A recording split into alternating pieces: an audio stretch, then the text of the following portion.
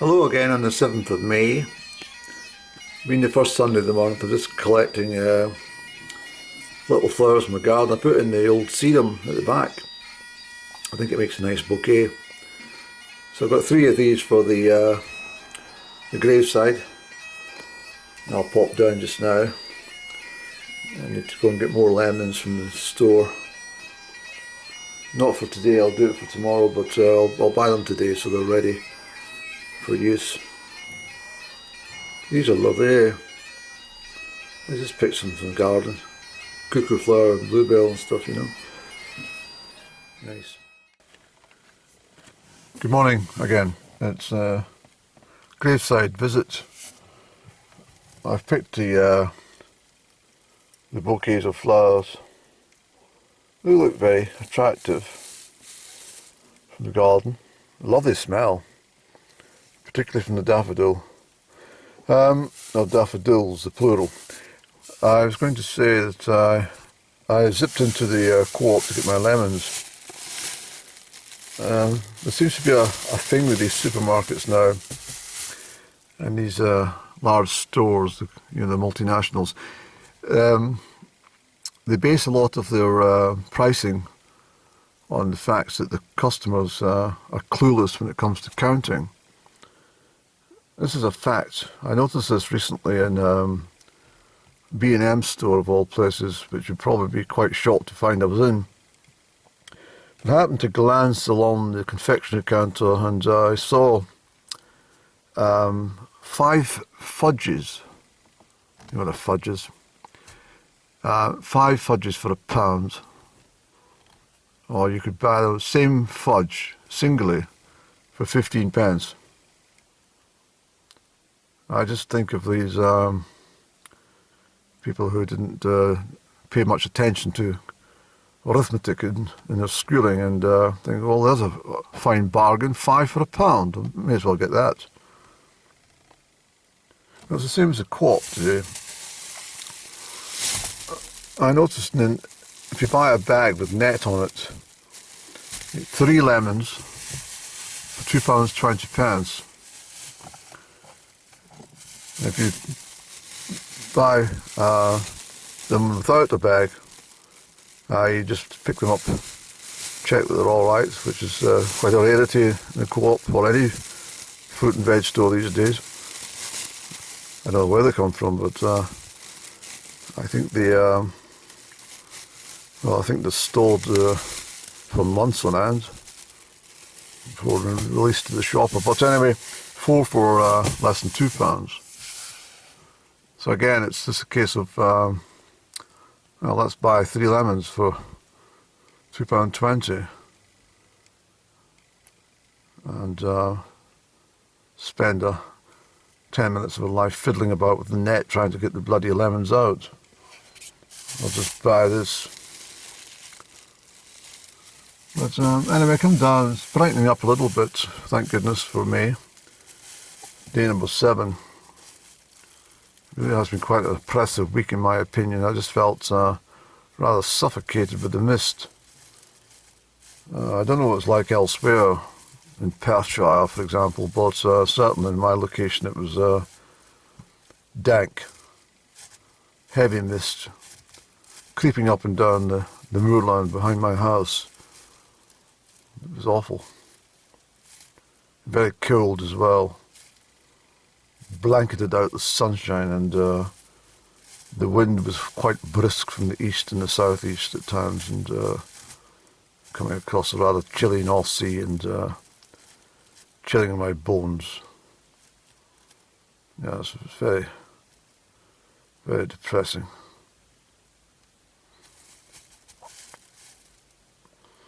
But I'm going to pop around the gravesides just now, and I'll return with a bit of a chat. We might go out to Glenturret actually, have a cigarette there and sit and watch the lunatics heading into the Lalique restaurant to part with a couple of £100 for lunch or something, you know. So as you can see, I'm now out at Glenturret Distillery, and from the camera's angle, you can see there's fuck all going on. Yeah, sometimes it's a busy car park, but most people are in for coffee or milling around waiting for the leak or restaurant to open. A couple of scallops or something and charge £70. I'll be careful with my camera view with the movement of traffic in this car park today. I think it's going to turn pleasantly warm, or at least a lot warmer than it's been of late. You have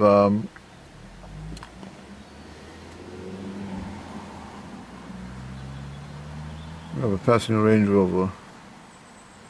It's gone. Okay, so as I said earlier, I was in the cooperative, and it's relatively busy for that time of morning on a Sunday, I thought. And what really struck me was the number of low vibrationals that were in. It was very strange to see so many low vibrationals just milling around and scuffing around. I don't know. But the day was saved when a charming looking lady kind of strolled in with a smiling face, without smiling. You understand, one of those faces that smiles without smiling. And my friend called out to her, "Clarissa! Hello, how are you?" "Oh, hello, Penny." And what struck me most of all was well, the denim jeans she was wearing were exquisite. High quality denim. Very fine azure blue sort of almost turquoise blouse on with a darker blue chiffon scarf. Certainly matched her dark hair. She looked very, very fine indeed. I thought she was very pleasant. But she didn't see me. She was rather engrossed in her friend Perry. Yes. I'm thinking as well that somebody who won the share of the Euro Millions, 46 million something.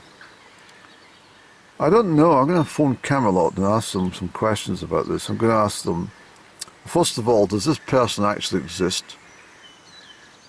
I don't think they should be anonymous. I think they have to declare themselves publicly if they, you know, I don't want my next door neighbour winning 46 million. Thank you very much. Or at least if they do, I want to know about it so that I can borrow 2 million of them. But I think Camelot are at it. I said this before to you. I think it's a con. I don't think anyone wins it because they don't publicise the winners. It's fine to say that one of the Euro winners came from France and the other one came from Switzerland. Who knows if that's true or not? So they rake in what?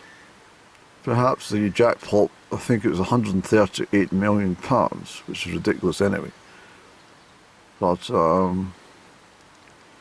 they probably raked in a couple of billion or more.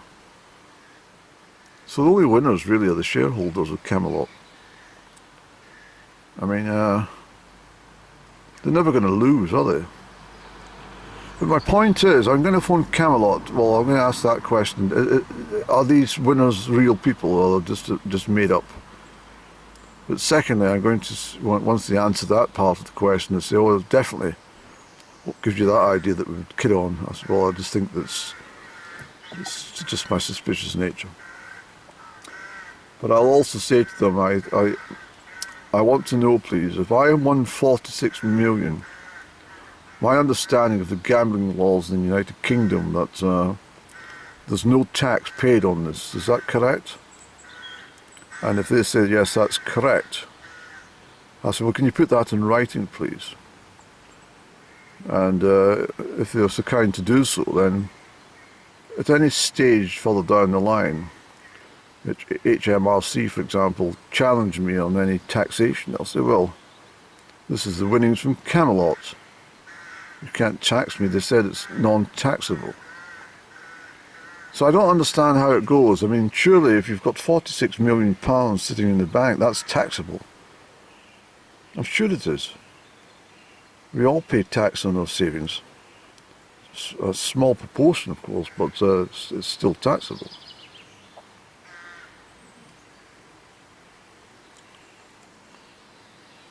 Income's taxable. Most of the benefits are taxable. Just about bloody everything's taxable. So I can't understand if you've got £46 million, you cannot be tax-free. It cannot be tax-free. It has to be taxable. So the winnings, I'm sure, are tax-free, but the any income accrued on that 46 million has to be taxable. So I'm going to ask these questions, and then if they say to me, have you ever won 46 million? I says, yes, twice. Well, 30 million and 73 million.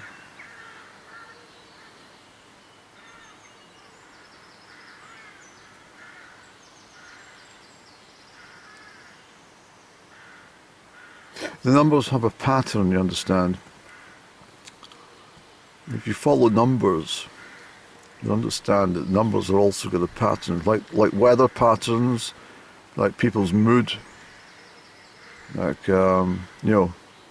cycles.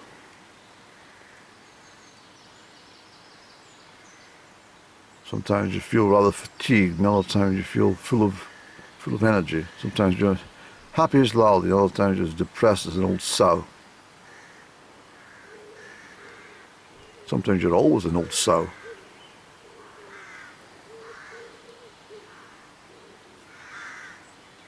But the numbers will definitely follow a rhythm, a pattern, and it's trying to understand the rhythm and pattern. There's a scientific flow when it comes to choosing any combination of numbers in order to acquire a win. But my thing is that there is no chance of winning with Camelot because they don't have the numbers available to win. So you could randomly choose, say for example in the lotto, 6 numbers. They will make sure that those 6 numbers are not chosen because of the algorithms that are built into the system. These fantastic computers which will rush around and collecting all the data, very speedily checking what numbers are the most likely to be chosen, and they will not choose them.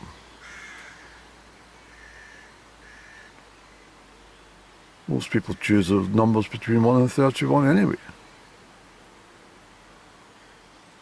Not between 1 and 60.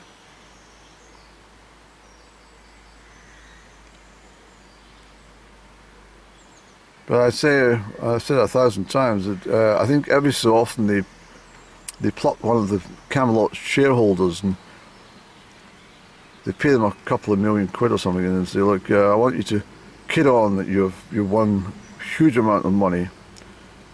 We're going to get you to open a bottle of champagne and your wife will have a bouquet of flowers thrown at her. And I want you to be very joyful for the photo shoot. And tell them you won 15 million or something. You get 2 million for bugger all. And I'm sure they'll agree to doing that. This is what I think anyway. So I strongly think, well, I might actually write to Camelot and point out what I'm trying to tell you. And what I might try and suggest to Camelot, that they publish the photographs and names and addresses of the people who supposedly win, to see if they even exist.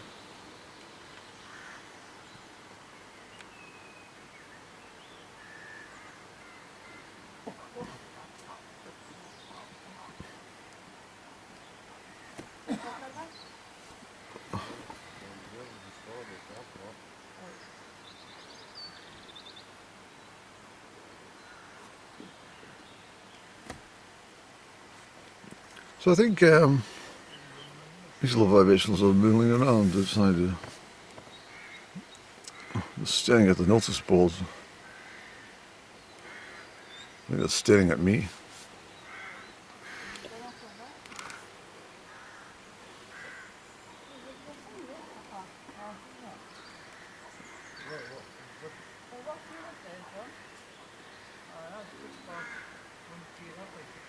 Ah. Hiya. All right.